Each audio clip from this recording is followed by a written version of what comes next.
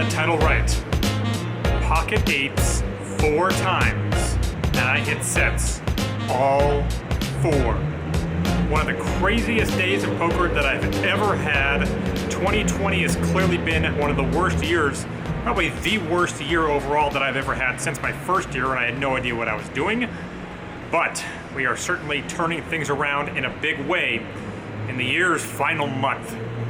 As far as this day, it was not a day that I vlogged. A lot of times the biggest sessions come when you don't vlog, and that was the case today. I get dealt eights the first time, win about a $150 pot, no complaints there. Second pot, about 200. So obviously things going well. Didn't have to show the hand on either of those two. But the third hand that I did, and it came against the same 94-year-old man that I mentioned in the last vlog.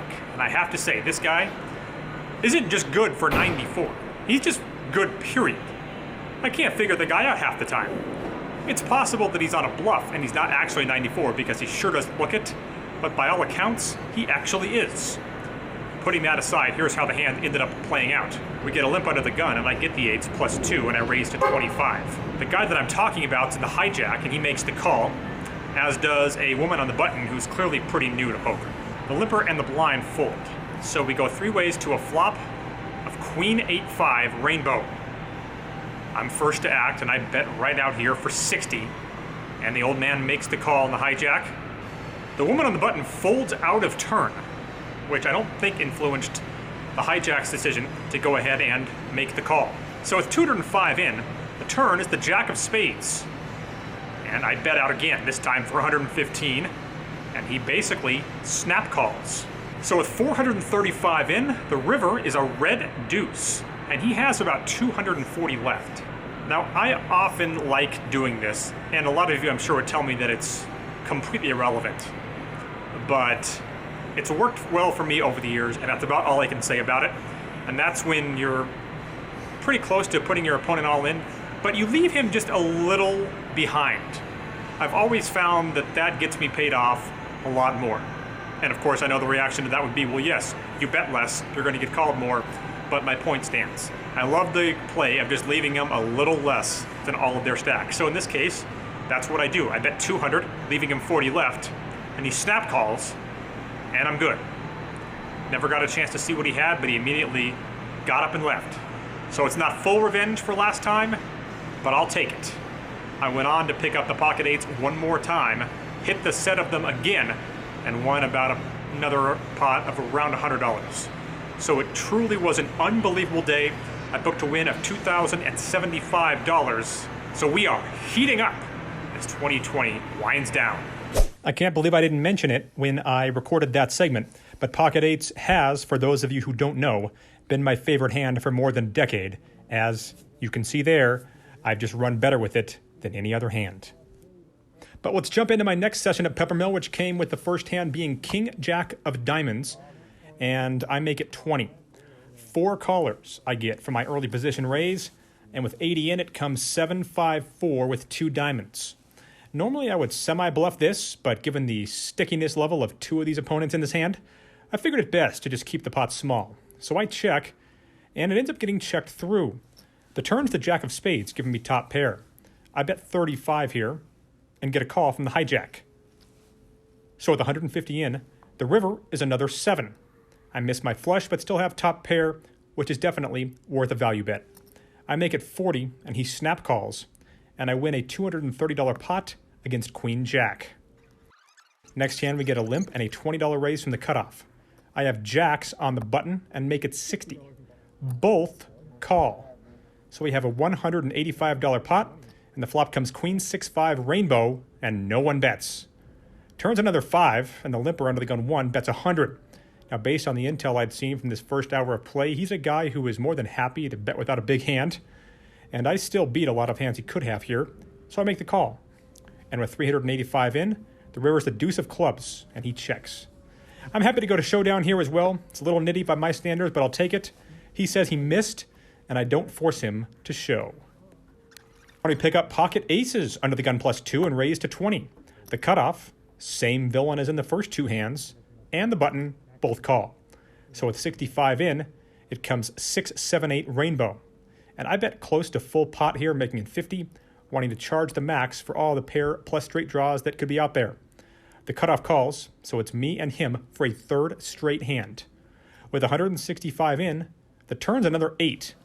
I value bet 65, and he quickly calls. Gotta believe he'd raise off most of his 8s here. So with 295 in, the river is a deuce.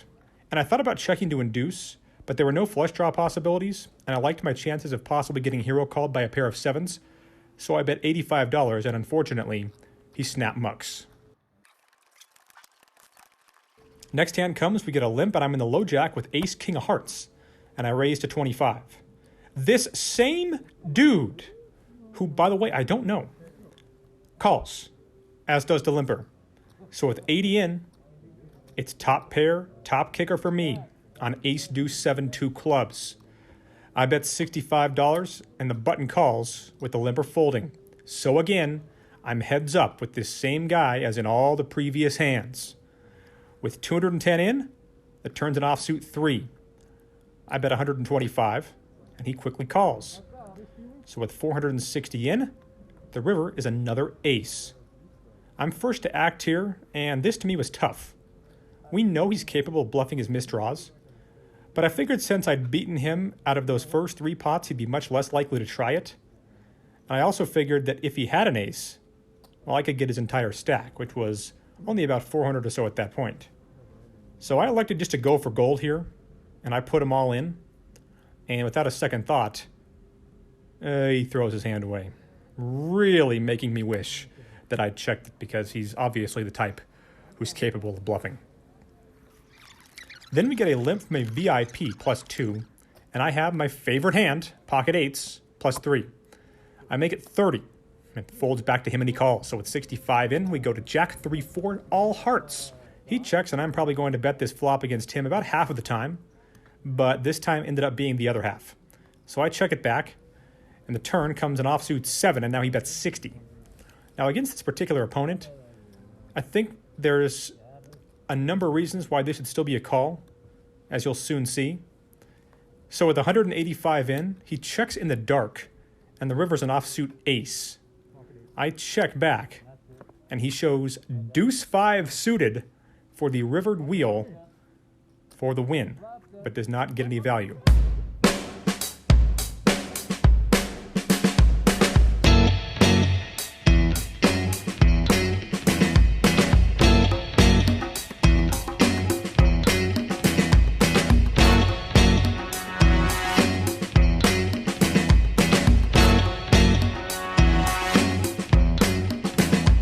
The second half of filming did not start out nearly as good as the first, as the first 13 minutes of hands I recorded was with the wrong camera on.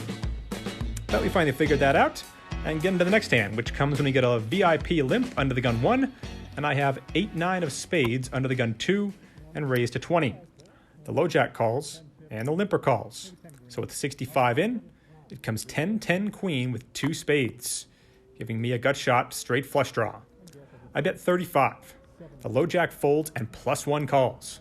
So with 135 in, the turn is the 7 of spades, giving me a flush. He checks, and I bet 75 here, unsure of what I would do if he were to check raise. He ends up just calling though.